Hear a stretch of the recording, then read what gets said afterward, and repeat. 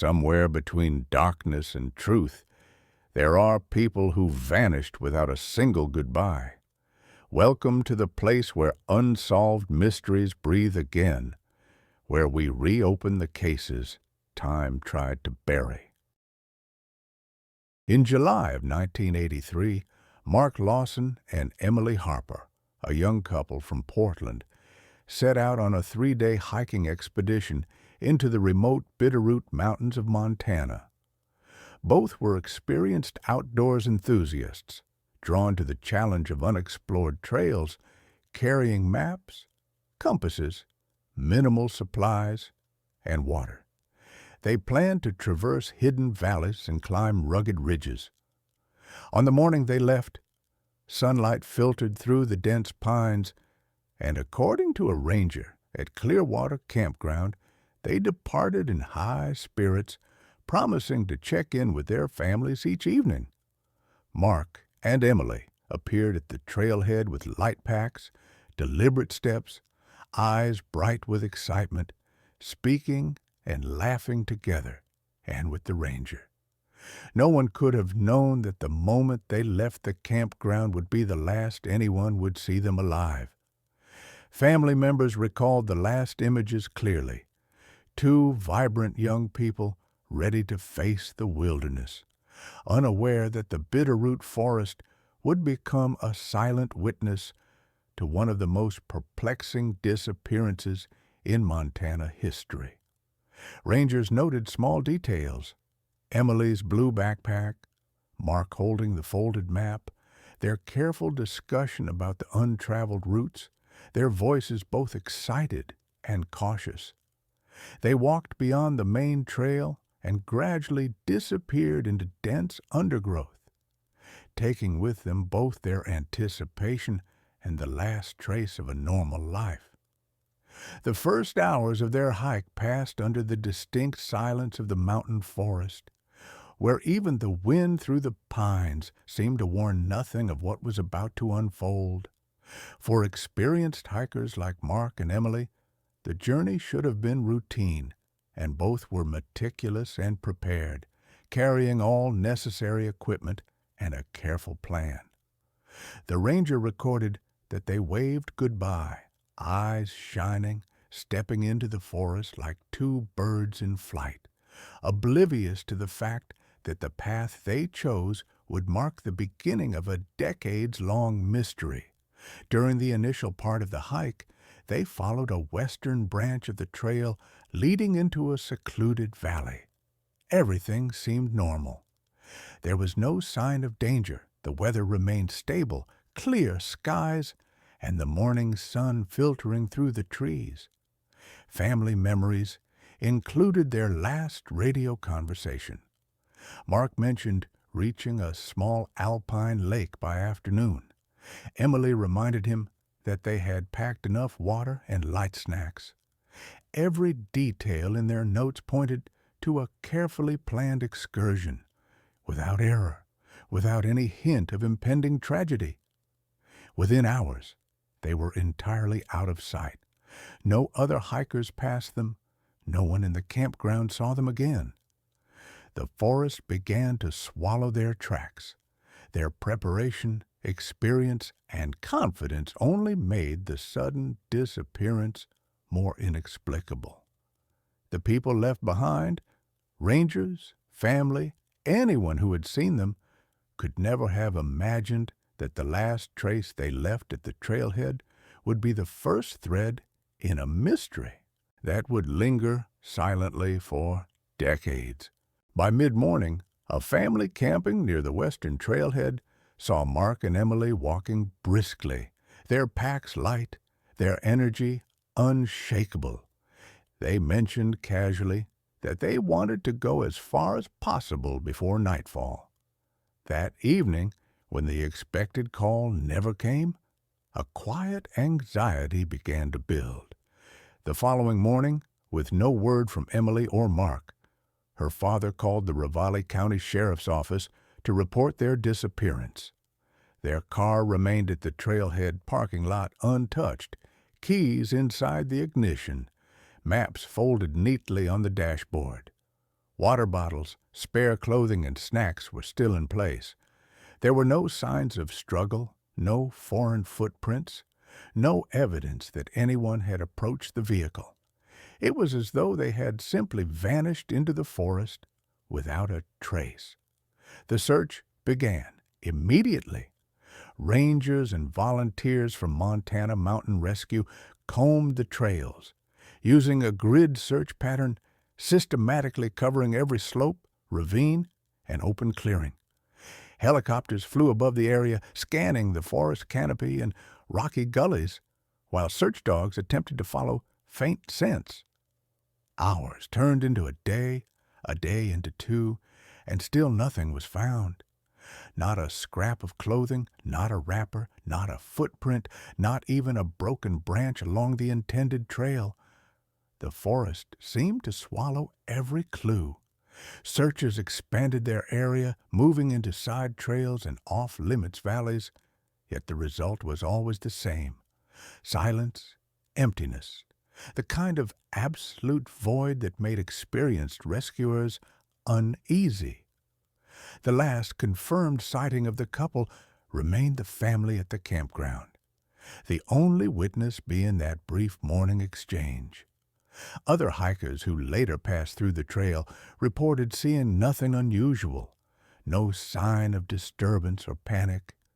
It became clear quickly that Mark and Emily's disappearance was not the result of a simple accident, not a lost trail, not a misstep into a creek or ravine. The forest offered no explanation. By the third day, local law enforcement, rangers, and volunteers were exhausted. Reports began to describe the same phenomenon repeatedly. The trail was traversed, yet the travelers had left no evidence of their passage. Search dogs caught faint traces near shallow streams, but were quickly lost in the rocky terrain. Families waited. Calls to the couple's radios went unanswered, and the feeling of dread intensified. It was a disappearance that defied all expectations. The forest, with every footstep, every whisper of wind, seemed to mock the effort to find them. Each new search, every aerial sweep, every organized grid brought the same result: nothing. The official reports began to include a phrase that would later define the case, a statement repeated again and again. The route was completed, no return, reasons unknown. Even after exhaustive checking for natural hazards, animal activity, and possible human interference, nothing explained the absence of two fully equipped, experienced hikers. By the end of the first week, desperation replaced hope. Families, friends, and rescuers began to understand that this was no ordinary disappearance. Mark and Emily Lawson and Harper were gone, and the forest kept its silence, offering only questions, no answers. The sheriff's office kept logs of every volunteer, every search pattern, and every interview. Journalists who later examined the case noted the peculiarity. Not a single fragment of personal property, not a single mark along the trail, nothing to indicate panic or foul play. It was as if the forest itself had consumed them completely. And while helicopters scoured the canopy and searchers combed the forest floor, one undeniable fact became clearer. With each passing hour, Mark and Emily had vanished in a way that defied logic, leaving behind nothing but unanswered questions and the eerie sense that the wilderness had become a vault for their disappearance. With no leads emerging from the early search, the Lawson and Harper families decided to hire Thomas Reed, a private investigator and former Portland police detective known for his persistence in cold cases. Reed arrived in Hamilton shortly after, armed with topographic maps, notebooks, and a quiet determination. His first steps were methodical. He examined the couple's car, photographed its contents, and studied the trailhead from multiple angles. He measured distances between parking spots, checked the surrounding forest for hidden access points, and attempted to reconstruct any possible encounters the couple might have had before starting their hike. His notes indicated that there were no foreign footprints, no reports of suspicious individuals in the area, nothing that suggested anyone had approached Mark or Emily that morning. Over the following weeks, Reed systematically reviewed all possible explanations. He began with accidents. Topographical maps were scrutinized for steep drops, unprotected stream crossings, and potential rockfall zones.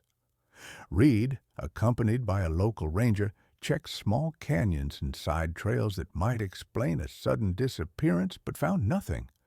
No broken equipment, no footprints, no displaced foliage, not even signs of panic.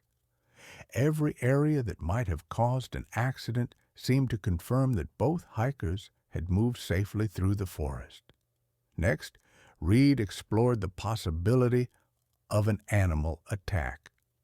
He interviewed local hunters, logging crews, and hikers who had been in the Bitterroots that week.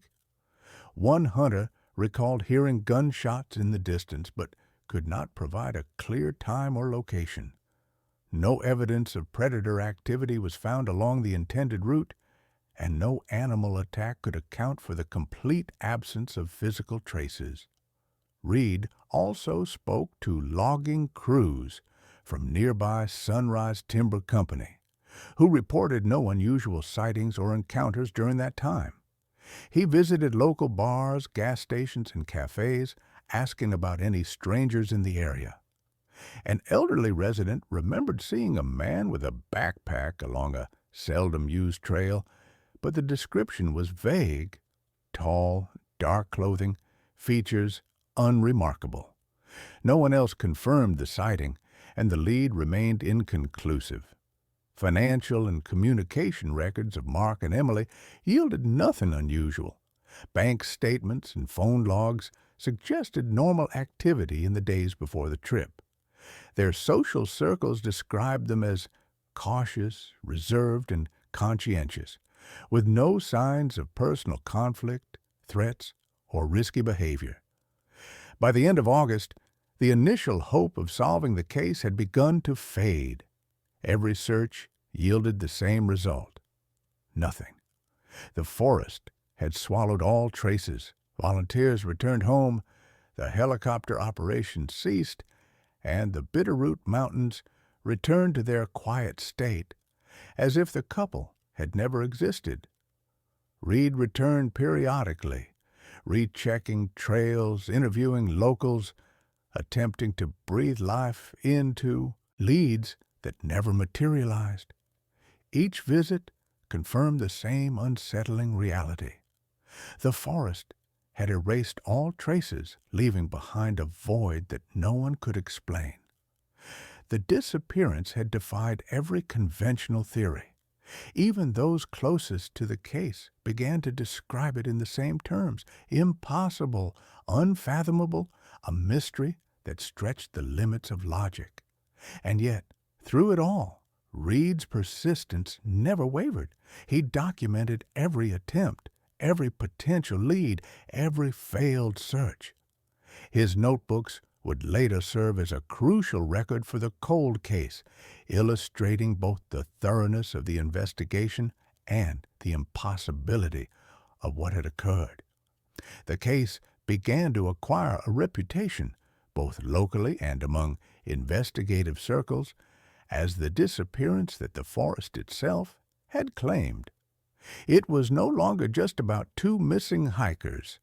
It had become a study of absence, a testament to a wilderness that could conceal human life completely and without trace.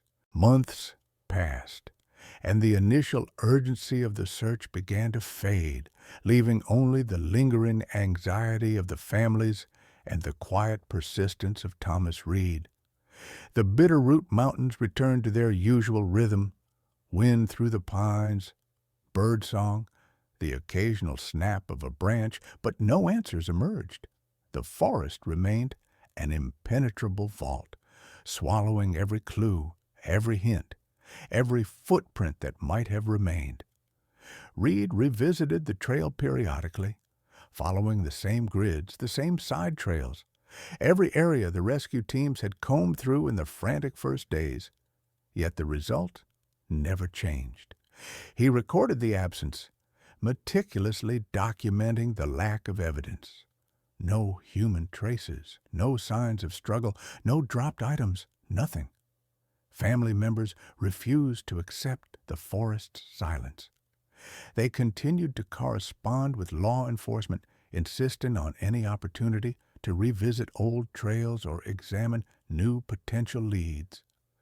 Reed worked tirelessly to maintain contact with local rangers, logging crews, hunters, and anyone who might have seen something, anything, out of the ordinary during the days Mark and Emily disappeared. Yet every lead led to nothing. The forest seemed to erase the very presence of the couple, as though they had never walked its paths, leaving only the memory in the minds of those who had last seen them at the campground. Over the years, the case was formally categorized as a cold case. Law enforcement files grew thick with reports, maps, witness statements, and forensic notes, all pointing to the same frustrating conclusion. No evidence existed. Reed's notes, separate from official reports, became almost philosophical in tone. "The forest has taken them completely," he wrote. "Every trail, every clearing, every stream has been combed, yet there is no trace, no shred, no reason." Every visit, every attempt to inject motion into the investigation ended the same way. The forest's silence reinforced the impossibility of the disappearance. As the decades passed, the mystery acquired a reputation beyond Hamilton. It was no longer simply the story of two missing hikers. It became a tale of absence, a cautionary example of the wilderness consuming human life without explanation. People in the area, from hunters to park staff, would occasionally speak in hushed tones about the couple who disappeared without a trace. Reed continued his work, returning periodically, not with expectation of discovery, but with the need to witness the emptiness, to record the silence, to prove that the forest had not given up its secrets lightly. The families maintained hope. Though it dimmed with each passing year, photos of Mark and Emily were kept in frames, in wallets, on desks, reminders of the vitality that once existed and the void that had replaced it.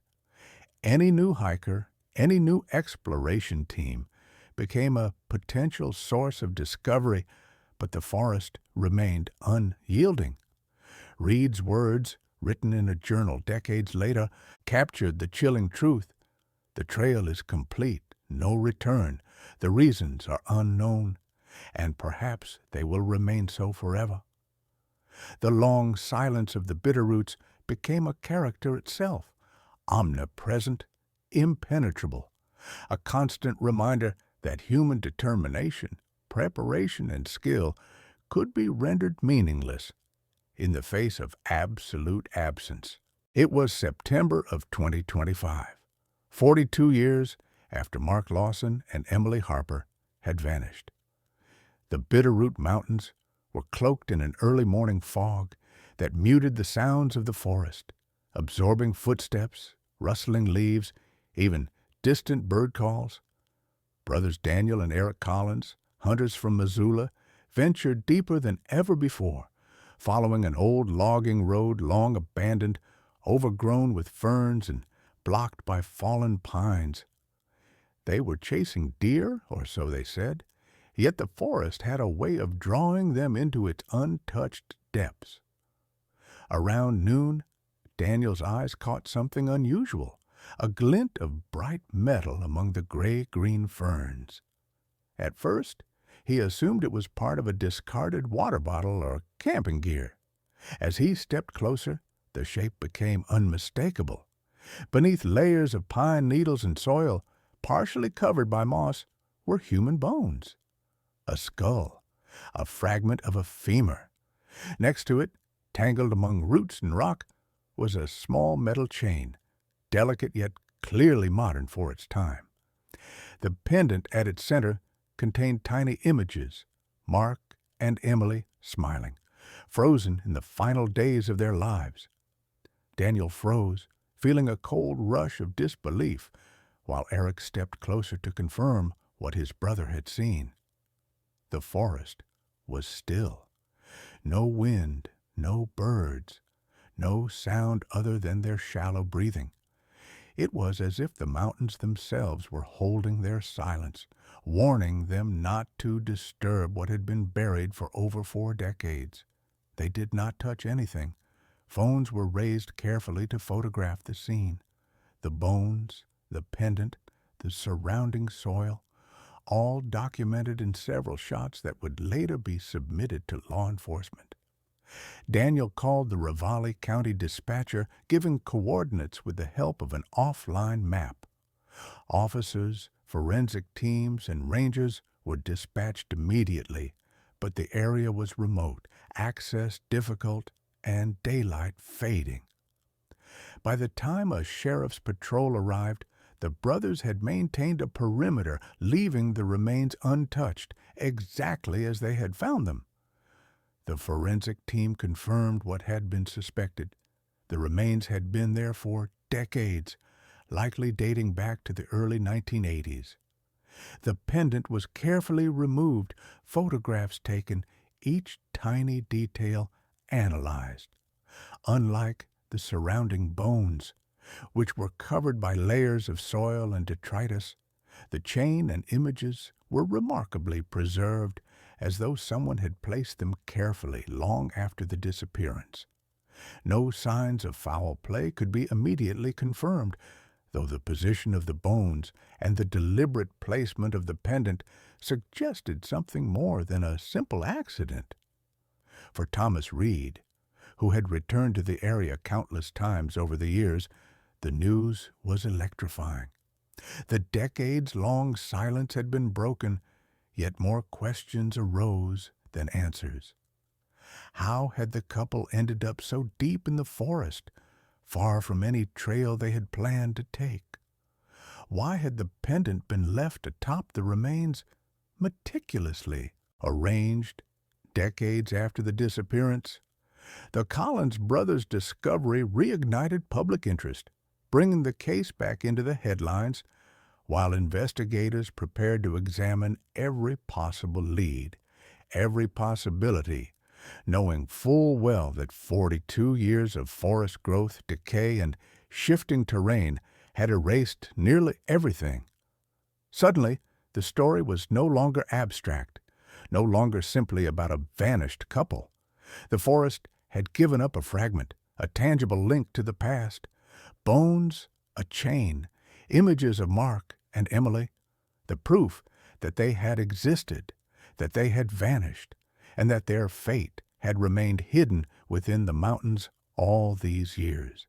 And yet, the silence persisted. The mountains still refused to reveal how or why these young adventurers had disappeared so completely, leaving investigators to confront the chilling truth. After 42 years, the mystery remained alive, unresolved, and haunting. The discovery by Daniel and Eric Collins forced Ravalli County law enforcement to reopen a case that had been dormant for more than 4 decades. Modern forensic teams arrived, equipped with tools unimaginable in 1983, ground-penetrating radar, advanced soil analysis, portable DNA kits, and high-resolution drones to map the area in 3 dimensions. Thomas Reed, now older but no less determined, returned to the Bitterroots to oversee and consult.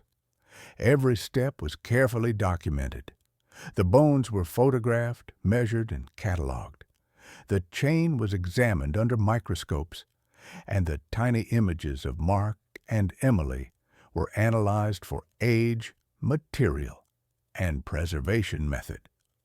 Investigators mapped the terrain in detail, noting that the old logging road was long abandoned and obscured by fallen trees, dense undergrowth, and accumulated soil.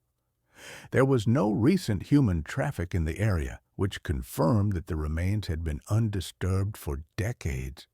Yet the pendant, placed on a flat stone atop the skeleton, appeared unusually clean. The forensic team debated whether it had been placed later or had somehow been preserved separately from the natural decay affecting the bones. Soil layers, lichen growth, and moss patterns were recorded meticulously, but offered no definitive timeline beyond confirming the remains dated back to the early 1980s. Interviews with locals and descendants of hunters from the 1980s were revisited. Some remembered rumors of an unknown man carrying supplies near the trail, sightings that had never been fully confirmed. Modern investigators considered every possibility: accidental death, predator attack, foul play, even intentional concealment by a third party. DNA analysis on the bones confirmed identity, Mark Lawson, and partial DNA suggested Emily Harper's remains were nearby, though no full skeleton was recovered. The pendant remained the most perplexing clue. Whoever had placed it there had done so with knowledge of both victims, decades after their disappearance, in a location impossible to access, without navigating treacherous terrain. As the investigation unfolded, theories began to clash. Some suggested a tragic accident in the mountains, followed by natural concealment. Others posited foul play. Someone who knew the couple and had returned later to stage the scene. For Reed, decades of experience reinforced the unsettling truth. There were no simple answers.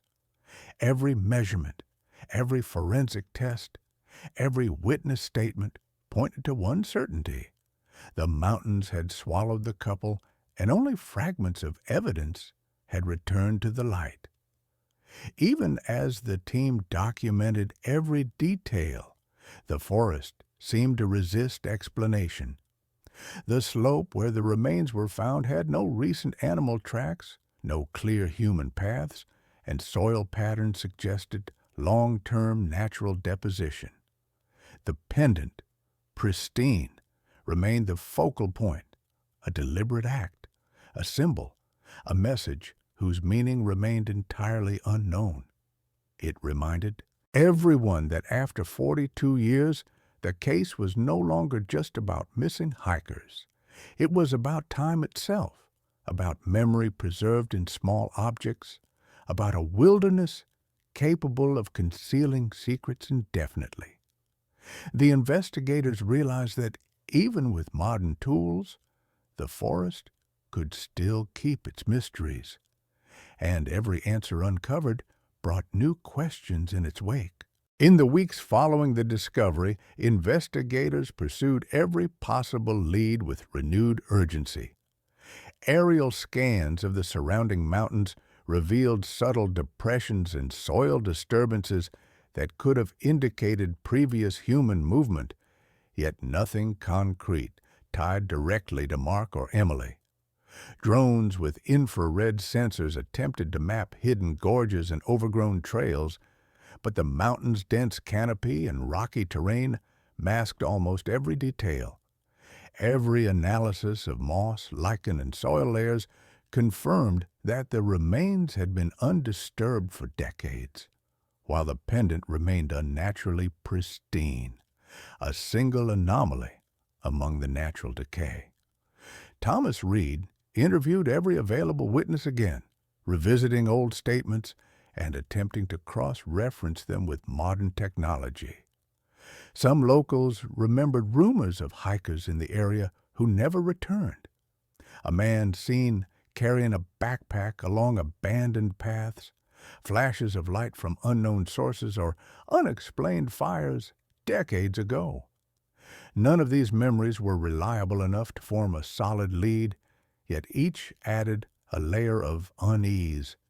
Investigators revisited old photographs, maps, and notes, overlaying modern satellite imagery with historical records, hoping to find a trail no one had noticed. Every analysis suggested one possibility above all. Mark and Emily had entered a part of the forest that even locals rarely accessed, a zone that could conceal human presence entirely. Forensic teams examined the pendant in microscopic detail. The images of Mark and Emily were identified as photos taken just weeks before their departure in 1983. The metal and enamel used in the chain indicated it could have survived decades in damp soil, yet its placement atop the remains suggested deliberate action long after the disappearance. Who had placed it there, and why? That question became central to the investigation.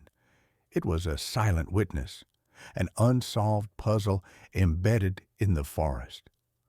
Was it a message from someone who had been there all those years, or a symbolic act by nature and time itself that mimicked intention? The more investigators delved, the more questions multiplied. Why had the couple veered so far from established trails?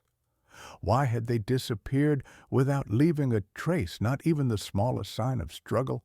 Why had only Mark's remains been recovered, while Emily's were nowhere to be found? Each attempt to answer one question seemed to reveal two more, as if the forest had its own logic, its own memory, deliberately concealing the truth. Reed began to document everything not only as evidence, but as narrative, capturing the eerie silence that persisted for decades. Even after 42 years, the forest's secrets were intact, and every human intervention seemed insignificant in comparison. As news of the discovery spread, theories proliferated. Some suggested accident, others foul play, and a few whispered about inexplicable circumstances, events that defied rational explanation. Yet all investigators agreed on one fact: the pendant, the precise placement of remains, the absence of Emily, all pointed to a story the forest had been hiding intentionally. Every detail reinforced a singular, haunting truth. Time had passed, decades had elapsed, and yet the mountains were still capable of keeping their secrets, refusing to yield a full account of what had happened to Mark Lawson and Emily Harper. With Mark's remains recovered and the pendant revealing both their identities, attention immediately shifted to finding Emily Harper. Forensic teams revisited every detail of the 1983 disappearance, overlaying historical maps with modern satellite imagery, analyzing the terrain for any possible location where her remains could have gone unnoticed. Ground-penetrating radar was deployed over rocky slopes and hidden ravines. Soil samples were collected and tested for long-term decomposition signatures, looking for traces of human presence that could have persisted for over 40 years. Each scan revealed subtle disturbances, depressions in the soil, anomalies in vegetation growth, yet nothing conclusive. Thomas Reed led small teams through the overgrown paths, combing old side trails and abandoned logging roads that had never been systematically searched. Each slope, each clearing was meticulously documented. Every footstep was logged. Drones flew above, mapping the forest in infrared and 3D topography, searching for inconsistencies, for patterns the human eye could not detect. The forest, however, remained unyielding. Over decades, trees had grown, soil had shifted, and every potential trail had been erased. Even in areas closest to where Mark's remains were found, there was no trace of Emily. Interviews with locals were repeated and re-evaluated, though memories were now secondhand. Hunters from the 1980s had long passed, Yet descendants remembered stories of strange lights, of footsteps on deserted paths, of someone carrying a small backpack along old logging roads. Each report was examined, triangulated, cross-referenced with the terrain, yet no solid evidence emerged. Analysts explored the possibility of accidental concealment. Was Emily's body carried by an animal? Could a landslide, a sudden rockfall, or a hidden stream have taken her from the original site? Forensic modeling suggested possibilities, but none provided certainty. The pendant remained central to the investigation. Its placement had been deliberate, a careful act that suggested someone or some unseen force wanted to leave a trace without revealing the full story. Reed hypothesized that whoever had arranged the pendant had knowledge of Emily's fate, but the lack of additional evidence made the theory impossible to confirm. As modern teams scanned the forest floor, collected soil cores, and analyzed rock formations, the mountains seemed to resist every attempt to reconstruct history. Every potential path, every clearing that might have concealed a body had been altered by decades of natural growth. The search for Emily became a test of persistence, patience, and technology against a wilderness determined to remain silent. Despite the impossibility of certainty, every clue collected, every piece of data logged, added to a growing archive, a detailed record of a forest, a couple, and 42 years of unanswered questions. Reed's journals captured the tone of frustration, awe, and obsession that had marked the investigation from the start. The forest, still silent, had yielded only fragments, one skeleton, a pendant, memories, and speculation. Emily Harper's fate remained unknown, and even as forensic teams used every modern tool at their disposal, the mountains seemed to hold her, as if in suspension, a secret the earth itself refused to release. The search continued in quiet determination. Each expedition into the Bitterroots brought new measurements, new photographs, new analyses. Every anomaly in the soil or undergrowth was scrutinized.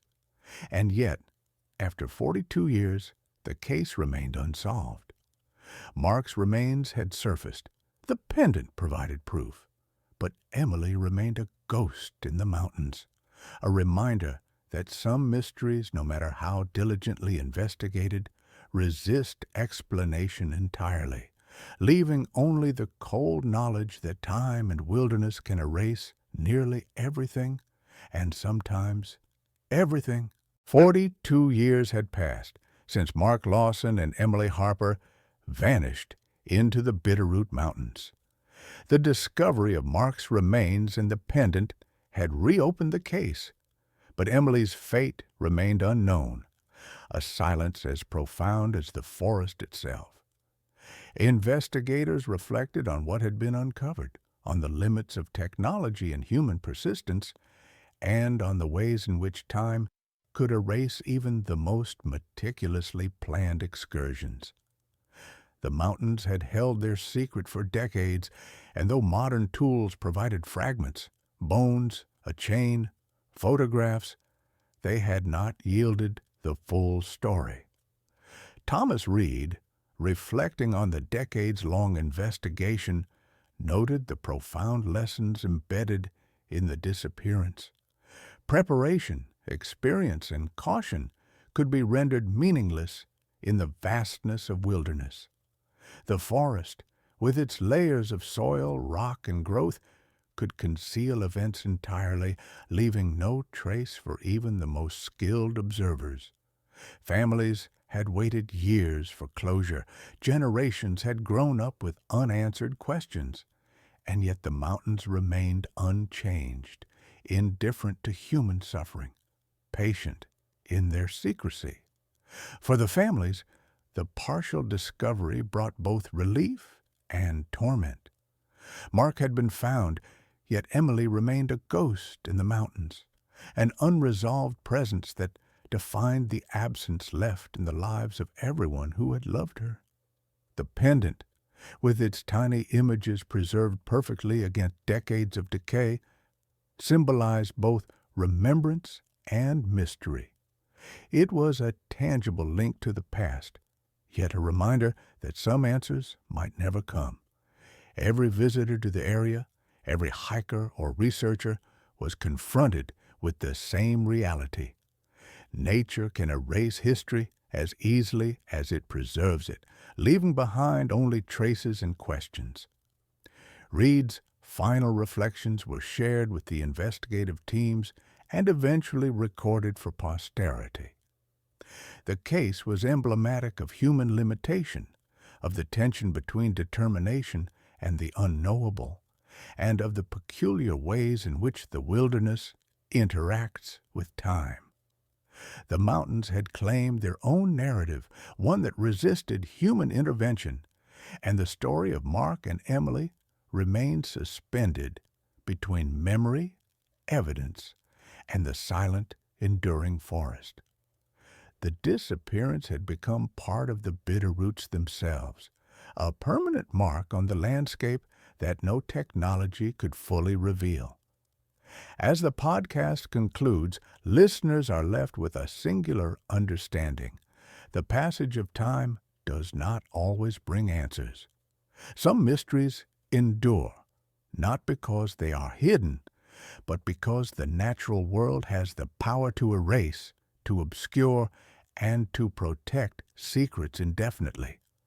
42 years have passed, and while pieces of the story have emerged, the ultimate truth about Emily Harper and the final moments of Mark and Emily Lawson remains unknown.